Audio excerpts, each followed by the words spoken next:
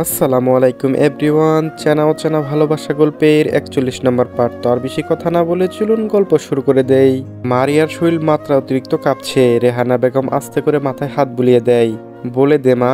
মারিয়া শুকনো ঢোক গিলে গলা শুকিয়ে কাঠ হয়ে গিয়েছে, জিহ্বা তালুর সাথে লেগে যাওয়ার উপক্রম। কিছু মুহূর্ত নিয়ে কাঁপা কাঁপা গলায় বলতে গেলে একটা প্লাস্টিকের চেয়ার এসে পড়ে জামাইয়ের মুখে।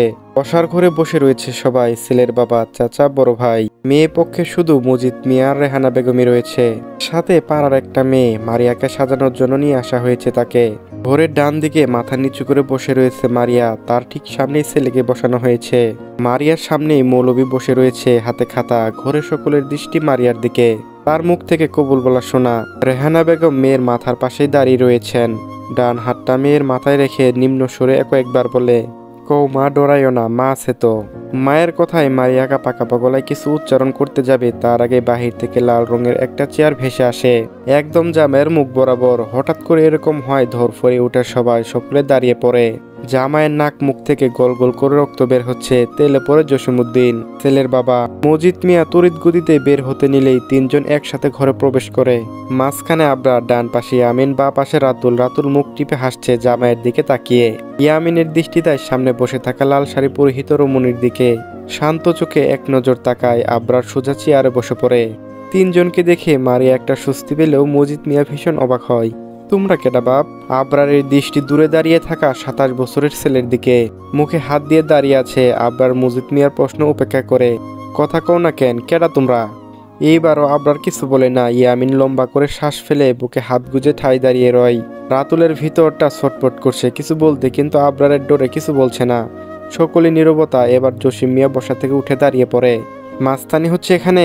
কেউ তো ভাড়া করেনি, তাহলে মাস্তানি করতে চলে এসেছো কেন? আবরার ঘাড় ঘুরিয়ে ভদ্রলোকের পানে তাকায়, শান্ত কণ্ঠ, ভয়ঙ্কর কথা। হালার ঘরে হালা বুইরা বয়সে মরার পায়তারে উঠেছে। আমি কে তোর বাপ রে জিগা? মুখ বন্ধ রাখ, নয়তো মুখই থাকবে না, কথাও বের হবে না, শালা বুইরা খাটাস। আবরারের কথায় জসিম মিয়া চুপ থাকলেও মজিদ মিয়া চুপ করে থাকেনি। এতক্ষণ রেহানা বেগম নীরব দর্শকের ভূমিকা পালন করলেও এখন স্বামীর সাথে নিজেও স্বর তুলে। এইখানে কি তার লাগে আইসো? বিয়ে বাড়িতে আইসো, ভালো কথা, বসে থাকো, কোনো জ্ঞানদাম লাগাইও না। আবরার বলে, চাচি এক গ্লাস পানি দেন তো। রেহানা বেগম বাহিরে পানির উদ্দেশ্যে হাঁটা ধরে। রেহানা বেগম ঘর থেকে বের হতে নিলেই রাতুল মুখ খুলে, ঢাকা থেকে ময়মনসিংহ কি স্বাদে এসেছি চাচা? আপনার মেয়ে বিয়ে ভাঙতে এসেছি। মজিদ মিয়া এবার চেতে উঠলেন ভীষণ, চিৎকার করে বলে ওঠে, কেন বিয়ে ভাঙবে কেন? কারণ আপনার মেয়ের বাচ্চা আমার পেটে। ঘরে প্রবেশ করা সকলে বোকা বনে যায়। বলে কি এই ছেলে? ইয়ামিন ঠোঁট কামড়ে হেসে ধাক্কা দিতেই রাতুল আবরার বলে ওঠে, থুক্কু, আপনার মেয়ের বাচ্চা আমার বন্ধুর পেটে। বিশ্বাস করেন চাচা, আমার ভোলো ভালা বন্ধুকে পেয়ে আপনার মেয়ে ইজ্জত লুটে নিয়েছে। এখন এই মুখ কি করে দেখাবে আমার বন্ধু? যদি আপনি অন্য জায়গায় বিয়া দিয়ে দেন, আমার বন্ধু মরা ছাড়া উপায় থাকবে না গো চাচা। রাতুলের কথা শুনে মারিয়া ঠোঁট মেলে হেসে ওঠে। ইয়ামিনও হাসছে। আবরার ঠোঁট চেপে ধরে। হাসা যাবে না, তাই ঠোঁট জুটো চেপে ধরে আবরার। মজিদ মিয়া হা করে তাকিয়ে রয়েছেন। রাতুলের বলা সব কথা তার মাথার উপর দিয়ে গিয়েছে। জসিম মিয়া এইবার জায়গা থেকে নড়ে চড়ে দাঁড়িয়ে শক্ত কণ্ঠে বলে, শোনো ছেলে, তোমার কথা আমি বুঝতে পেরেছি। এই মেয়ে বাচ্চা পেটে নিয়ে আমার ছেলের ঘাড়ে বসতে চলেছিল। কি সাংঘাতিক ব্যাপার। হ্যাঁ মজিদ, তোমাকে আমি ভালো মনে করেছিলাম, তুমি এমন করলে আমার সঙ্গে। তোমার নষ্টা মেয়েটাকে আমার ঘিরে চাপা। বাকি কথা শেষ করতে পারিনি, তার আগে কণ্ঠনালী চেপে ধরে আমিন ডান হাতের ৫ আঙ্গুলের সাহায্য গলার রক চেপে ধরেছে। মজিদ মিয়া স্তূপায় এগিয়ে যায়। মারিয়া চোখ তুলে তাকায়, ঠুটের কোণে এক চিলতে মুচকি হাসি। এসব যেন তার খুবই ভালো লাগছে। আবরার সেই দিকে তাকিয়ে গালে জিভ দেশে দেয়। রাতুলের হাতে বন্দুকটা নিয়ে উঁচু গলায় বলে ওঠে, সাদে কি তোরে বোকাচোদা বলি? হাতের কাছে সুন্দর সুন্দর জিনিস থাকতে হাত লাগালো কাদা কোন জায়গায়? ইয়ামিন গলা ছেড়ে দাঁড়িয়ে রইল টান টান করে।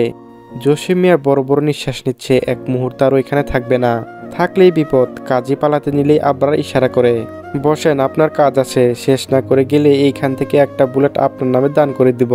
কাজী ভয়ে চেয়ারে বসে পড়ে। এই শীতের মধ্যে কপাল বেয়ে ঘাম গড়িয়ে পড়ছে। জসিম মিয়া ভয়ার্থক কণ্ঠে মিনমিন গলায় বলে, মজিদ মিয়া যাই ভাই, কোনো ভুল ত্রুটি করলে মাফ চাই। মজিদ মিয়া আর কিছু বলেনি। এতক্ষণের কাহিনীতে বোঝা হয়ে গিয়েছে এই ছেলে একটা তার মেয়ের সাথে কোনো সম্পর্ক রয়েছে। রেহানাও আর কথা বাড়ায়নি, দুইজনের সম্মতি দেন। জসিম মিয়া বের হতে নিলে আবরারের হুঙ্কার, এই দাঁড়া, মাপ চা। জসিম মিয়া বলে, মাফ করে দাও বাবা, আমার কাছে না, মারিয়ার কাছে চা।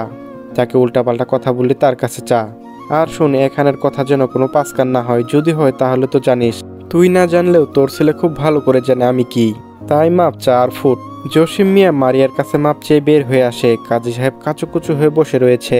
রাতুল তার পাশে গিয়ে বসে রেহানা বেগমকে উদ্দেশ্য করে বলে, মেহমান আসলে খেতে দিতে হয় জানেন না?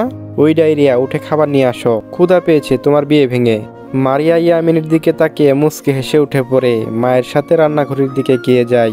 আবরার বাহিরে গিয়েছে। মজিদ মিয়া দৃঢ়ভাবে এগিয়ে যায় রাতুল আর ইয়ামিনের দিকে। বাবা, তোমাদের উদ্দেশ্যটা যদি কইতা। ইয়ামিন মাথা নিচু করে নরম কণ্ঠে বলে, মারিয়ার সাথে আমার দীর্ঘ 5 মাসের সম্পর্ক। আমরা একে অপরকে ভালোবাসি, সেই ভালোবাসা বাঁচাতে এইখানে আসা। তা বুঝলাম, তোমাদের হাতে তো আমি আমার মেয়েকে তুলে দিতে পারি না। তোমার বাবা মাকে নিয়ে আসো।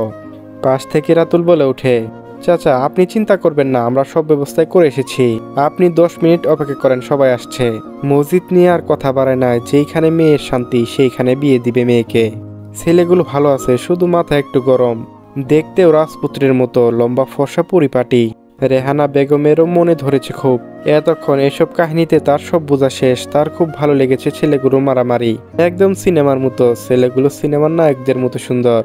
গ্রামের আঁকাবাঁকা রাস্তায় গাড়ি ওর দেখে সে আর আসতে পারছে না। চারিদিকে ঘুরঘুটে অন্ধকার। আয়েশা বেগম এসব রাস্তা যাতায়াত করে অভ্যস্ত, হয় এত বেগ পেতে হচ্ছে না। তাকে অনুসরণ করে সবাই পিছন পিছন এগিয়ে আসছে। তার সামনে দাঁড়িয়ে রয়েছে আবরার। সবার হাতে ফোনের ফ্ল্যাশ। আবরারের দৃষ্টি যায় আনায়ার দিকে। শরীর দুর্বল দেখে মনে হচ্ছে দৃঢ় পায়ে আসছে। আবরার এগিয়ে গিয়ে পিঠের দিকে এক হাত চেপে জড়িয়ে ধরে। আনায়া মাথা কাঁধে এলিয়ে দেয়। আয়েশা বেগম দুজনের দিকে তাকিয়ে মুচকি হেসে বলে ওঠে, 3-3বার বমি করেছে, শরীর একদম দুর্বল হয়ে পড়েছে। ঢাকায় ফিরেই তুই ডাক্তার দেখাবি। আবরার কিছু বলে না, প্রয়সীর ক্লান্ত মুখের দিকে খানিকক্ষণ তাকিয়ে রয়। দীর্ঘ 15 মিনিটের রাস্তা অতিক্রম করে কাঙ্ক্ষিত জায়গায় পৌঁছে যায়। রেহানা বেগম এগিয়ে আসে। আয়েশা বেগমকে তিনি আগে থেকেই চিনতেন, তাই অসুবিধা হয়নি। মাইমুনা বেগমের সাথে কথা বলে ঘরে বসায়। মাইমুনা বেগম নিজের ইচ্ছে করে কদম রাখতে পারেনি। বেয়ান আমার বউ কোথায়, নিয়ে আসেন তাকে। রেহানা বেগম হেসে মারিয়াকে নিয়ে আসে। মারিয়া ঘরে প্রবেশ করে চোখ যায় আনায়ার দিকে। চোখ বন্ধ করে আবরারের কাঁধে মাথা এগিয়ে বসে রয়েছে। দ্রুত সেদিকে এগিয়ে যায়। ভাইয়া আনায়ার কি হয়েছে? তাকে শোয়ান এখানে, শরীর বেশি খারাপ? মিলন সাহেব আর মাইমুনা বেগম সেই দিকে তাকিয়ে মুচকি হেসে উঠে, দেখতে মাশাআল্লাহ। মারিয়া আনায়াকে শুয়ে তাদের কাছে ফিরে যায়, মাথা নিচু করে। মাইমুনা বেগম থুতনি উঁচু করে ধরে কয়েকবার উচ্চারণ করে, মাশাআল্লাহ মাশাআল্লাহ। বেয়ান বিয়ের কাজ শুরু করেন, আমাদের ফিরতে হবে আবার। মজিদ মিয়া কিছু খাবার দাবারের ব্যবস্থা করে মেয়েকে সাজিয়ে নিয়ে এসে কাজীকে ইশারা করে বিয়ে পড়াতে। কাজী সাহেব বিয়ের কাজ শুরু করে। খাতায় ছেলে মেয়ের বাবার নাম লিখে নিল। বিপদে বাদে দেনমোহর লিখতে। ভয়ে ভয়ে মিনমিনু বলে, দেনমোহর কত লিখবো বাবা? রাতুল হাই তুলে বলে, ইয়ামিনের কিডনি, লিভার, ফুসফুস লেখেন চাচা। সাথে চোখ দুইটা যেন বাত না পড়ে। মারিয়া বলে, তাই লেখেন চাচা। ইয়ামিন লাফিয়ে উঠে, আম্মা আমি বিয়ে করব না, চলে যাই আমরা। মারিয়ার দিকে তাকিয়ে বলে, আপনি কি আফা? সরি, ভুল রাস্তায় চলে এসেছি। মাইমুনা বেগম নাম করে কিল বসায় ছেলের পিঠে। মুহূর্তে ক্যাক করে ওঠে ইয়ামিন। উপস্থিত সবাই হেসে উঠলেও হাসি নেই আবরারের মুখে। সেই গম্ভীর মুখে বলে ওঠে, বিয়ের কাজ শেষ করেন, আমার বউ অসুস্থ, ডাক্তার দেখাতে হবে, তাই কুইক করেন। আবরারের কথায় কাজী সাহেব সবকিছু ঠিক করে মারিয়াকে কবুল বলতে বললে সে একটু সময় নিয়ে বলে, আলহামদুলিল্লাহ, কবুল কবুল কবুল। ইয়ামিনকে কবুল বলতে বললে সে এক লাফে বলে ওঠে, কবুল কবুল কবুল। কাজী সাহেব বলে, বাবা আলহামদুলিল্লাহ বলতে হবে। ইয়ামিন বলে, আলহামদুলিল্লাহ, কবুল কবুল কবুল। চলবে। গল্পটি কেমন লাগলো অবশ্যই কমেন্টে জানাবেন। আর যারা এখনো চ্যানেলটি সাবস্ক্রাইব করেননি একটু কষ্ট করে সাবস্ক্রাইব করে রাখেন। ধন্যবাদ।